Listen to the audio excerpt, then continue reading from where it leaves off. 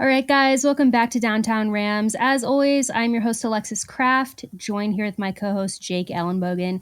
And guys, we have a very special guest with us today. Joining us on this 49ers vs. Rams preview episode, we have Jourdan Rodrigue, co-host of the 11 Personnel Pod and the Rams reporter for The Athletic. Jourdan, thank you so much for being here.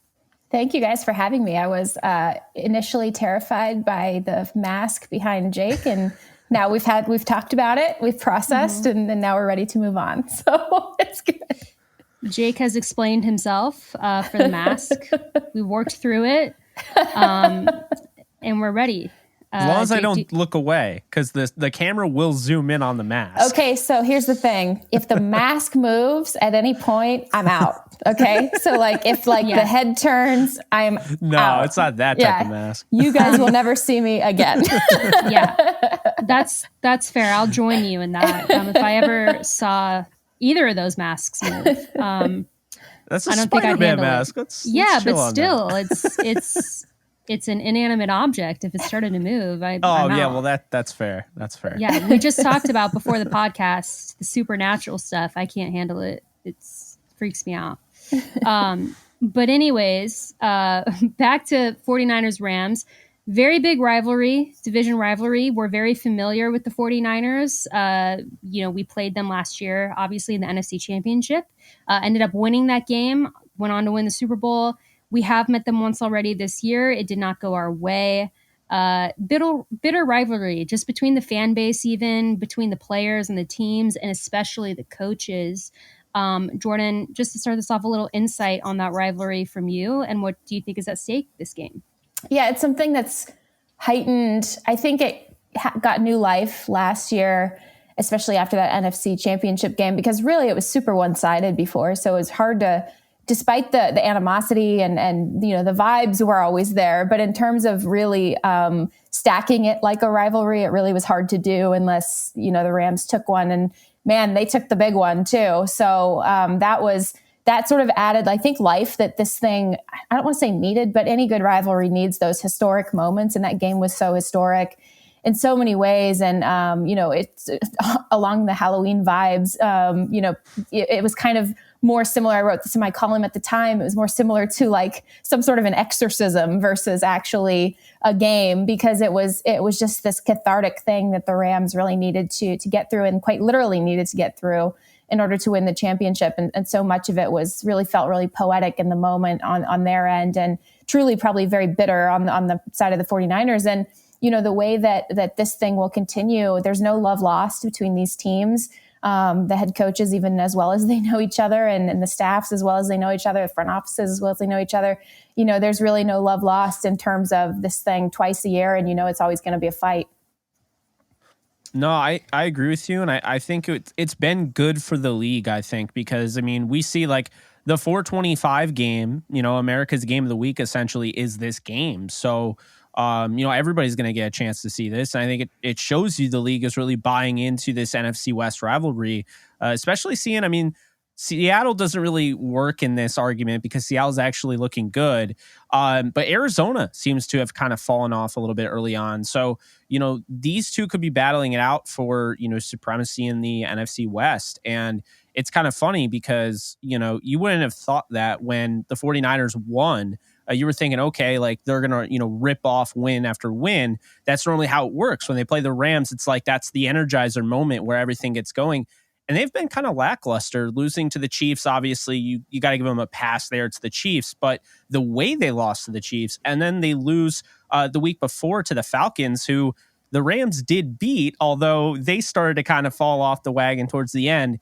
It's very interesting, and I think even more so, you talk about Adebo Samuel being out, Arik Armstead, Dre Greenlaw, and Kyle Juszczyk, and then Van Jefferson, Brian Allen, Troy Hill, and Jacoby Durant all coming back. It's the cavalry's arrived for the Rams, and it seems like nothing's going right for the 49ers. But how many times have we heard, though, Trent Williams is out or this guy's out, and they just figure out a way to win? So it's going to be very interesting to see how this game ends up being played because, Jourdan, since you've covered the Rams, you kind of have an idea, but since McVay took over, McVay's amazing, no doubt about it, but there has been some sort of kind of a rustiness, a lacklusterness coming off a bye. So there's always that in my head where maybe they start off a little slow and then the Niners are able to kind of pounce on them and they're not able to come back. But I mean, do you see that being an issue going into this game? I mean, because it's the 49ers, really what it is, I think even when either team has had injuries, a lot of times it's been the Rams beating themselves in these games, especially recently over the last couple of years. So truly, I don't necessarily even really look at the injury report. It was certainly a factor in the first time these two played this year because of the offensive line. I think you can qualify what happened to the Rams offensive line this year as a catastrophe at the position all along the front and an unprecedented one as well in what they've experienced. So I think certainly you could qualify that the first time around. But really, I don't, in terms of this week's injury report, Rams getting guys back, 49ers have, looking pretty banged up. I don't really qualify it because the Rams, when they've been in certain situations like this, they have lost the games for what they have done. When they came out and kicked the door down last year at one point in the first half against the 49ers, they totally bungled that. And they totally gave the game away to the 49ers, regardless of who was or wasn't on the field. So that's the biggest thing is kicking the door down and making sure you're keeping your foot on the gas. This Rams offense has not really been able to do that all year. I think you saw a lot of really optimistic things against the Carolina Panthers, which is, despite their record, one of the better defenses in the league right now and was at the time the Rams played them. So I think that was a lot to be positive about, especially the second half adjustments and the way they came out in the third quarter. But this is definitely something where I don't know if to me, it's less about rust or sort of that post-bye lag or anything like that, or even that early November lag that sometimes they fall into. They already had theirs, I think. So maybe we skip that this year, right? But I think it's more about the Rams and the self-inflicted mistakes. And it's interesting because in their losses this year, and again, the caveat being the offensive line, but the self-inflicted is like watching a Rams 49ers game over and over and over again. Some of the things that were hampering this offense and some of the things that were issues with this offense in terms of the self-inflicted wounds. So I think that's the bigger story of the game is, have the Rams finally figured out how to troubleshoot for what this year is? Have they finally figured out how to troubleshoot in real time, in week 8 here? Or is this just going to be one of those games where maybe they start out looking a certain way and they sort of come unmoored at a certain point during the game? Yeah, I totally agree with you. I know that during the Rams games, all three of us are pretty active on Twitter during the games. And most of my tweets are often like a chaotic fury of we're doing this to ourselves. Basically what you just said, it can get really frustrating to watch because, I think that the Rams have a lot of opportunities that they don't capitalize on or just misread. And like you said, obviously offensive line has been a major issue. Catastrophe is the perfect word. I mean, it's just been kind of an insane turn of events with the Rams offensive line this year. But aside from that, it seems like everything that the Rams have struggled with have been really self-inflicted. And something that Jake and I actually talk about, with people a lot, especially on Twitter, is the Rams defense, like the bend don't break, for example. And this is just an example. It actually works. That's something we talk about. It actually is not, it's not foolproof, but it actually works as intended. But when we see those touchdowns happen, I try to tell people, I'm like, well, the Rams missed, 3 tackles. That was self-inflicted. That wasn't the actual system of bend don't break, right? It's the Rams making, an error, missing a tackle, missing a few tackles or things like that. I think that we've been seeing. So the next question that I was going to ask you was, what do you think the key to winning this game is? And I think you might have kind of answered that with your previous answer, of the self-inflicted wounds, but is there anything else in your opinion that the Rams, really need to focus on if they want to beat the 49ers this Sunday? Yeah, I agree with you about the defense. I think this is one of the 10 best defenses in the NFL right now. And if they were taking the ball away, they would be in the top 5. PFF has a lot of great attributes and a lot of great data. I don't necessarily look at all the grades. I think sometimes grades are subjective, but I think that overall, when you're looking at DVOA, when you're looking at EPA, when you're looking at all of the various metrics that we try to balance at one time and getting a full picture of what this group is actually doing, I mean, this is a top 10, top 7 defense. And if they're taking the ball away and getting a chance to rush the passer without quarterbacks getting the ball out at a record speed against them, which they are right now through the first 8 weeks and probably will try to do again, because Jimmy Garoppolo, that's like his MO against Aaron Donald, is to do that. And so if they get a chance to actually rush, if they can rush 4, if they can take the ball away, I think that catapults them up even higher. I think the defense can win this game. The defense has been limiting scoring, which, even if you don't care about all of the things that I nerd out about, which I know you guys care about this, but in general, the proverbial you, even if you don't care about all of the things that like I so geek out about, which is like the match zone that they play and sort of that constricting nature of what this defense is, it's less of a cushion and more of something that constricts down from depth and sort of slowly suffocates the quarterback. And like, even if you don't care about that stuff, that's fine. They're not letting opposing offenses score. So you can at least say that, right? Like, even if you don't care about listening to any of the other stuff, that is a fact, right? They're not letting offenses score. And they obviously have to play up to that standard on Sunday as well. And one of the big things is, it's very small, very, very small details and super self-inflicted, like you said, Alexis, with when explosive plays are happening. They're doing a great job of limiting the explosives, as this defense is quite literally built to do. And it's very small things. A Christian McCaffrey explosive catch and run that was, the main reason why he had the yards from scrimmage he did against Carolina. It was several missed tackles and, basically an emergency play from a broken pressure that the quarterback was able to dump off. And, one stiff arm and 3 missed tackles later, he's all the way down the field, right? So that's self-inflicted. Even against the 49ers, that first rushing touchdown, the explosive is 22 yards or something, rushing touchdown. That was a very, very small tweak that the 49ers made to a run concept, the Zorro toss thing that they've been using left and right and now center, I guess, no pun intended, against the Rams since 2019, where they're trying to move the contact point to the linebackers. Now they can't really do that because they've got Bobby Wagner and Ernest Jones in there. So they had a small tweak where they basically motion they send a motion player over as a decoy, looking like they're going to Zorro toss one way, and then they run wham up the middle instead. And so that's quite literally one missed tackle, one interior defensive lineman who needs to be there who wasn't, right?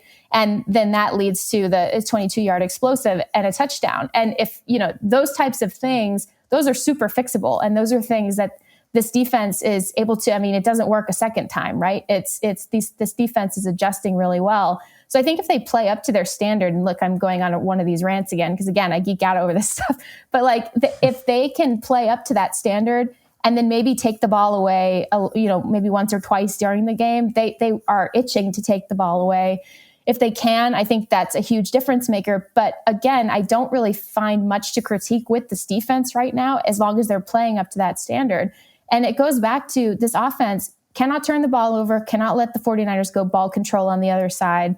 And they have to capitalize, mix things up, similarly to the way we saw them play the Panthers, mix up the horizontal and vertical concepts in their passing game. Do whatever you can to get a run game going, and they did against Carolina by manufacturing it, like 4 receivers in the run game, creating different contours and different layers, and then mixing it up with your running backs, running up the middle where you can, and then moving your receivers from side to side. Those are the types of things they need to be doing almost every single time. You don't want to live in that world. You want to mix it up with downfield passing game, Van Jefferson being back, and Allen Robinson and Cooper Kupp and all of that. But you want to be able to blend those two things together really well. And it's something I talked to Liam Cohen about this week. It's not just knowing that you can do it, it's getting it in the call rotation. And that's one thing that this team is very aware of that they need to be able to do, is now that they've got more people healthy, Van Jefferson included, O-line included, those are the types of things you don't just need to know you can do it. You have to mix these things into your call sheet in a way that is most efficient and most effective. And I think that's the way that this Rams team wins this game, is not just playing clean football, but playing effective, efficient, smart football with a variety of things in the call sheet. I agree with that. And I just think that, the credit that Raheem Morris deserves, because I'll be honest with you, I know a lot of it's scheme based, getting the ball out quickly, with the game plan, but the win rate of these edge defenders just isn't on the level of what they've had in the past. So I think it adds to another level of what Raheem Morris has been able to do. And I keep saying this, but this defense feels like they're in mid-season form even at the beginning of the year. I mean, scratch off the Bills, I guess, which I don't even think they played really that bad. I think it kind of just all crumbled at the end. But I've really been impressed with the way he's done things. But then on the other side, on the offense, I might be crazy saying this, but I don't think Matthew Stafford is playing all that poor. He was second in completion percentage going into the bye at the quarterback position, only behind Geno Smith. I think, you look at it kind of like how you said there are little things that you can fix. I look at the offensive line and just, the questions that you've asked Sean McVay and the answers he's given, and kind of like, when he was talking about, for instance, something that really stood out to me, he's talking about like free runners. And he's like, those are things we can correct, but I can't have that. Like you can't have that. So I think those are things that, at the bye, you're able to kind of go over, you're kind of able to read, react, see, okay, now we have a Brian Allen in here, and, it'll be interesting with Skura, because I know, I read your article. Great job, by the way, as always. And you had Skura in Evans and you had Skura in Ibushi. So it really depends on, who they go up, with. But I think the offensive line is going to be improved. Now, every single game that Stafford has played against the Niners, they've had at least 2 sacks. So I am expecting, that defense to get pressure on Stafford. But one thing I would like to see, and you mentioned it with the run game, I would really like to see them commit to Darrell Henderson more. I understand, there are some things, obviously with the injuries and everything. But Jourdan, my concern is that I feel like it becomes, now, like once Akers was out of the picture, at least temporarily, I don't know if that's, determined yet, maybe not be, but once he was out of the picture, I felt like they should have kind of made Henderson the lead guy. And I noticed on 2nd and 1 and 3rd and 1 against Carolina, he's not in there. I mean, he's their best short yardage back. So I would like to see them in this game, and I want to get your thoughts on this as well. I'd like to see him in this game, like really utilize a guy that averages over 5 yards, per carry against this 49ers team through his career. Because the way they're using him is a little confusing to me. He has been utilized more than any running back going into the bye as a receiver out wide. He was running the 5th most routes run for a running back, I believe, like on the level of McCaffrey, but he's not getting those targets.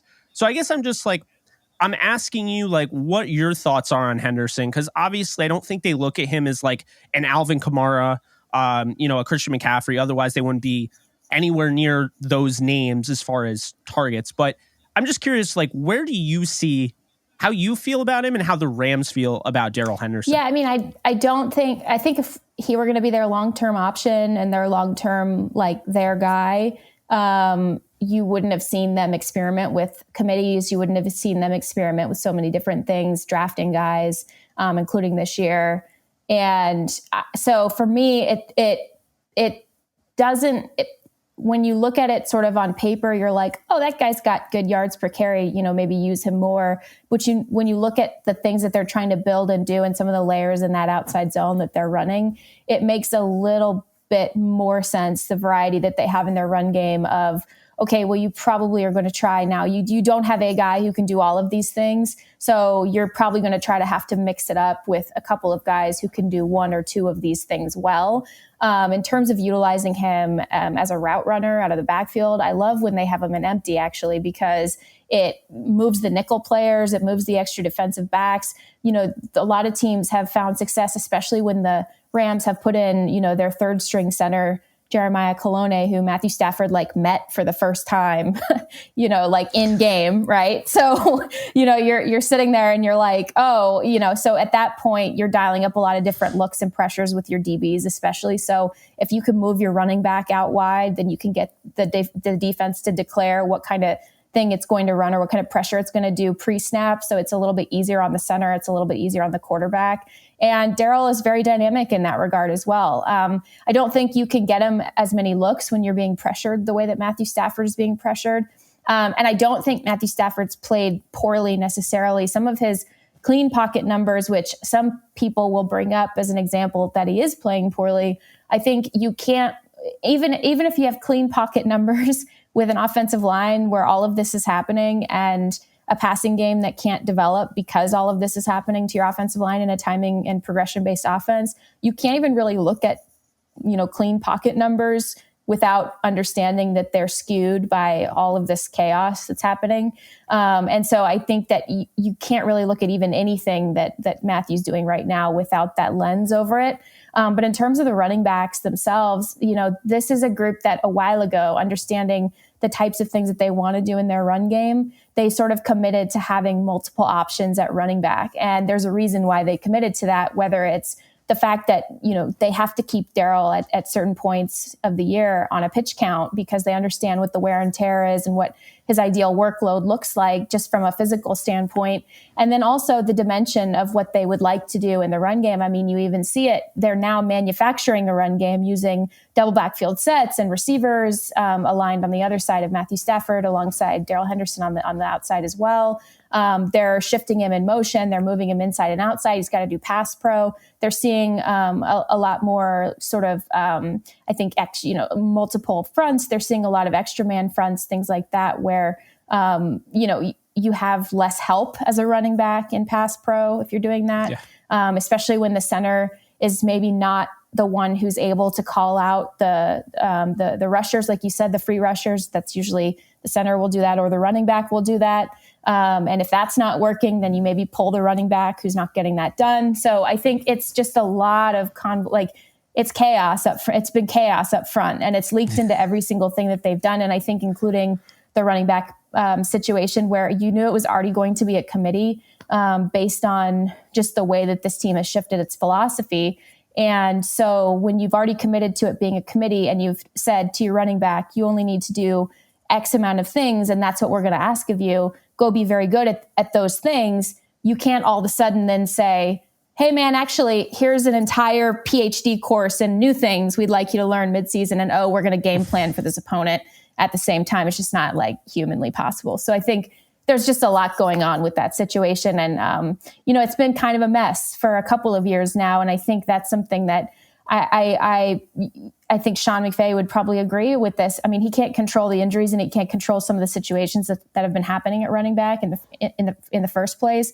But overall, you look at it the past few years and you really look at the coaching staff and the front office in terms of you guys had said this was a priority to get fixed this offseason, and it hasn't been fixed. And so we'll see moving forward if they can find a little bit more stability there.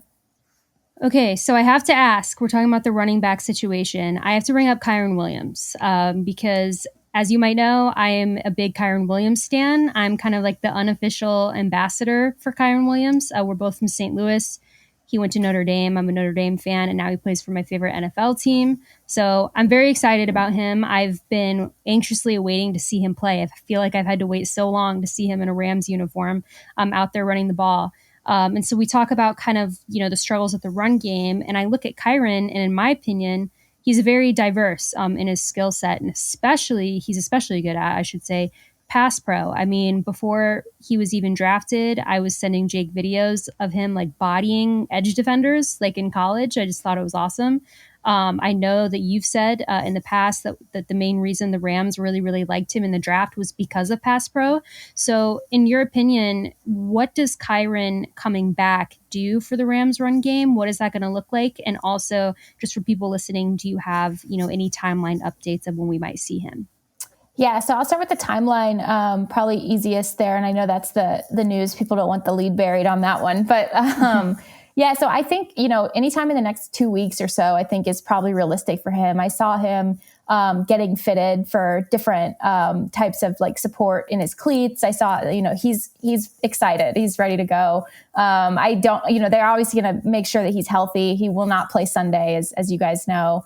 But I think in the next couple of weeks, he's in this 21-day window right now to return from IR. He will be returning within those 2 weeks after this Sunday. And honestly, based on how I've seen him move out at practice, I know Sean McVay said they might use the whole window on him. I understand that, but this dude looks fired up and ready to go. I think really if they were to exercise more caution with him, it would just be because they do expect him to be a big contributor in this offense down the stretch. And for more reasons than one, which you brought up in your question, which is, yes, this one of the main reasons they love this guy is because of what he does at pass protection.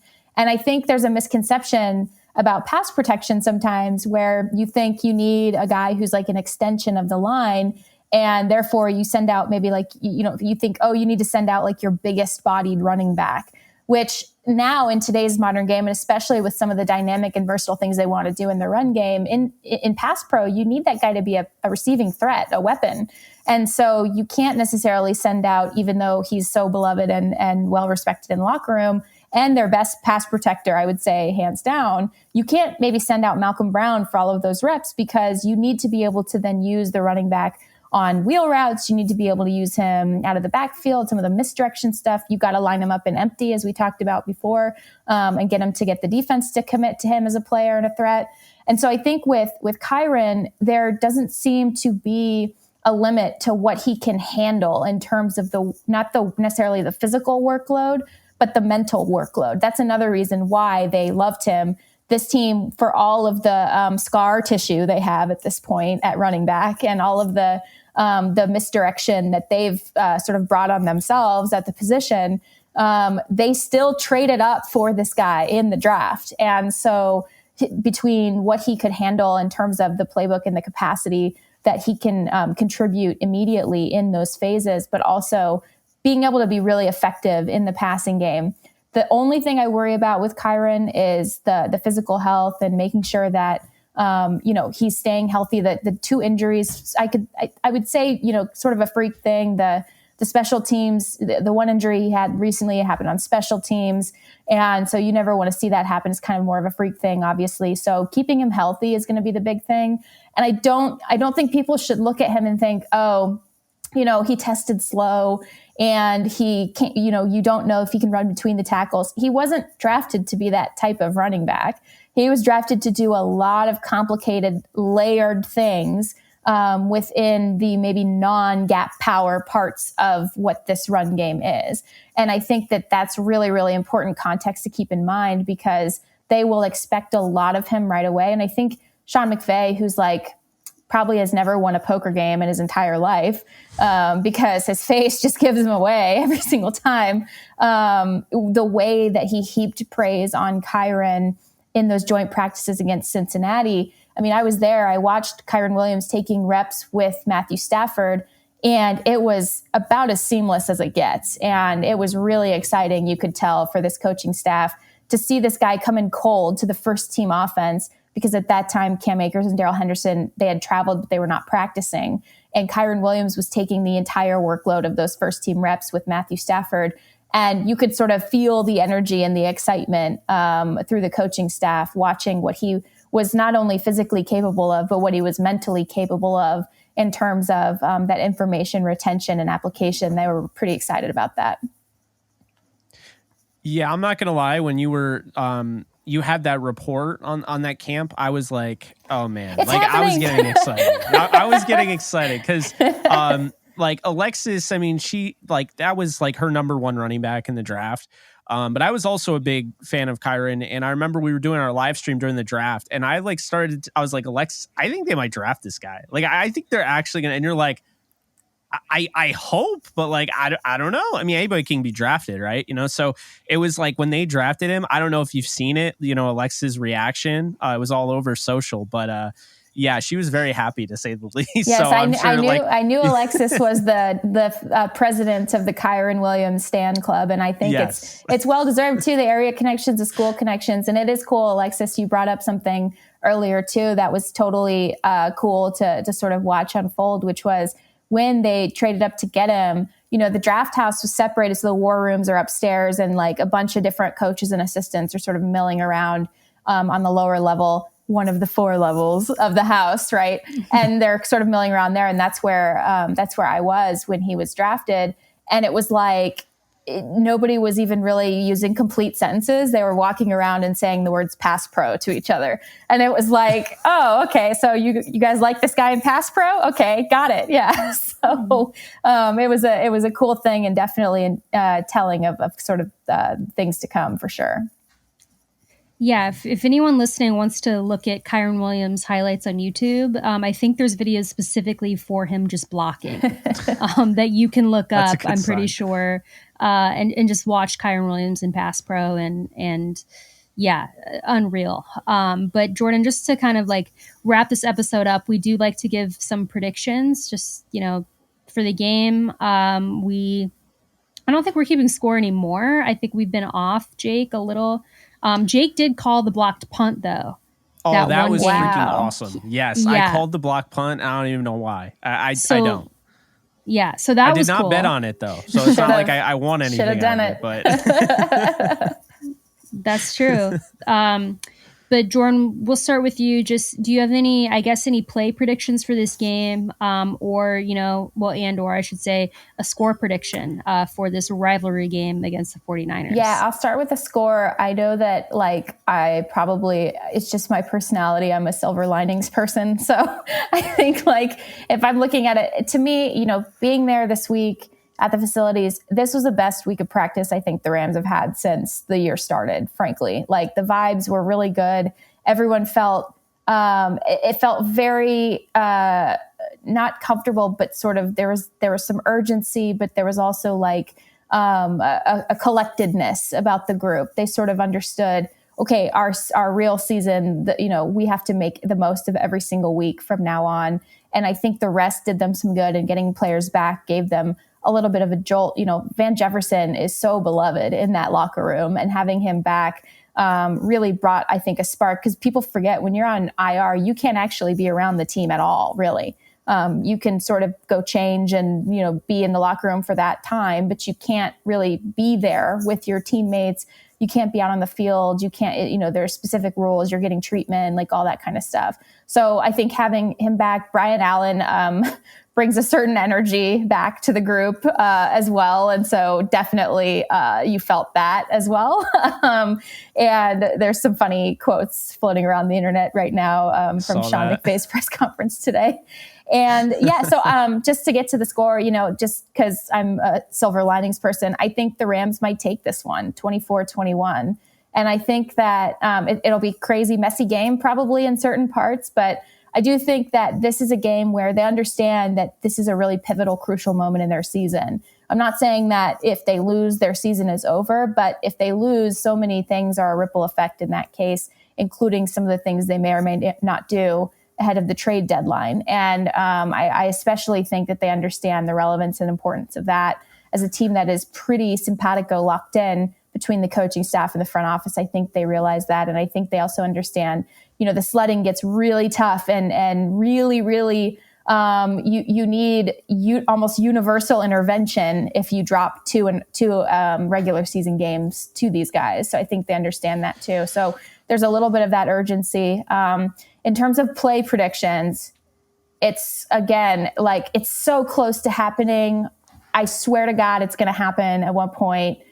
If Brandon Powell, he's supposed to play, if Brandon Powell takes a handoff or a sweep or a little quick out for a blitz or something, this is the week, guys. Touchdown. This is the week.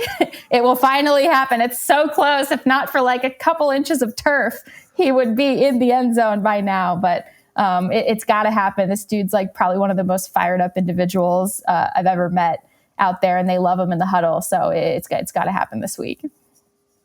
It's just so awesome, It just kind of goes to show you, as long as you're on this roster, you have a chance. You're not just the guy, even though Madden may think you're a 54 overall. The Rams think okay, we just won the Super Bowl and you're on our, you're a wide receiver, you're a return guy. I think there's always a place. Alexis is also a huge fan of Ben Skoranek, as am I. And just to see the way, he got so much flack, and I get it, he was in huge opportunities and he didn't come through. But going into this year, here's how I looked at it. You have a 7th rounder that just had invaluable experience that he will never forget.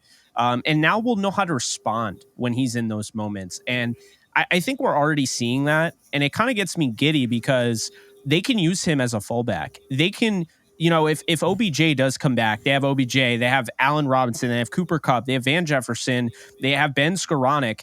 And I feel just knowing what this team went through last year with the wide receivers, I always feel like that's kind of in the back of their mind. Like, and I know I didn't mention Tutu Atwell, but I mean, they have him as well. Like, just in the back of their mind, like, this is the same team that, like, Robert Woods went down. Like, Van Jefferson apparently was dealing with an injury halfway through the year.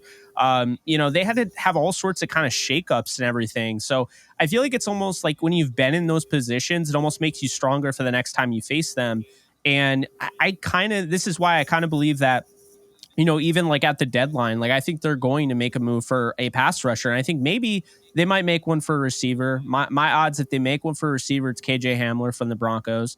But I and this is going to sound crazy, I think they're going to get Brian Burns. I get the Jalen Ramsey vibes from it, where it just was nonstop. Like, I think they were the team that gave up the 2 firsts. I'm going to say that now. And I think they're going to get him because I think he's a cornerstone guy that you start to look post Aaron Donald era. Like, I think that would be the reason to go and get him. But I'll also say, you used to cover the Panthers. I don't think the Panthers should trade anybody away because I think they're a quarterback away from maybe winning that division. But that's just my thoughts. Yeah, I think I would say they have a lot of, I would probably say if I were going to pick the most realistic, if it were going to happen, I think pass rusher. I mean, I haven't been just saying this since May just to say it. Like it's a reality. I know you guys know, like it's a reality. Like I think they think and know that they need a pass rusher and they definitely need a cornerstone, younger guy to lock in longer term. The initial plan was to lock in Vaughn through the Aaron Donald window. And obviously that didn't work out. And so now you look at a guy to lock in, not just in the Aaron Donald window, but also maybe in the, God forbid I say it aloud, the post Aaron Donald world, you lock that guy in as well. And so I think if I'm looking at, it's like, obviously Brian Burns would be a dream, right? But if I'm looking at the most realistic, I think maybe Bradley Chubb might be the most realistic option in that regard if he's traded at all. I don't rule out this team like overturning some crazy rocks. Like I was just mentioning this to someone the other day. I'm not usually super public about things that you hear and I'm not really in the whole tweet out information sort of vibe. Like that's not really my job or my style of job that I do. But you hear things and it's interesting. Some of the rocks that get sort of pried up off the ground and looked under to see kind of what's there and what's going on. So if it does happen, I think it'll be interesting. But yeah, I definitely agree with you. I think that a pass rusher should and will be one of the big priorities if they do make a move.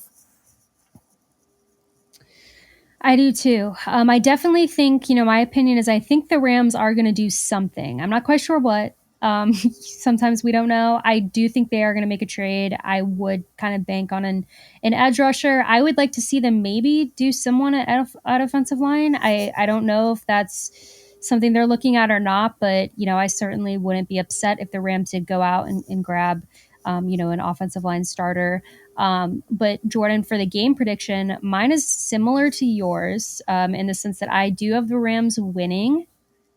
Because I have the Rams winning 17-14. I know a lot of people will say that's a really low scoring game, but the way that I look at it is this is a battle of the defenses. I mean, San Francisco has a very solid defense. The Rams have a very solid defense. I think that we're going to see a defensive showdown. I do think that the Rams know what's at stake here. This is a division rival. This is a huge game. They didn't start off the season the way that they expected to by far. They just come off a bye week. I think that they're going to take a win on Sunday. So that's the way that I look at it. I don't have any crazy stat predictions. As Jake knows, I get really weird about doing that on the show. I get not superstitious, but a little stitious. Good reference. Because I'll say something and then it'll just completely not work out. But I will say, I think Aaron Donald is going to get a sack. I think, him and Jimmy. So now he's not going to get a sack. Well, I know, but I just had to throw something out there. I mean, it's a good combo. I mean, historically for Aaron Donald and this quarterback, you look back at the Russell Wilson days when he was in Seattle, that was something we, saw a lot.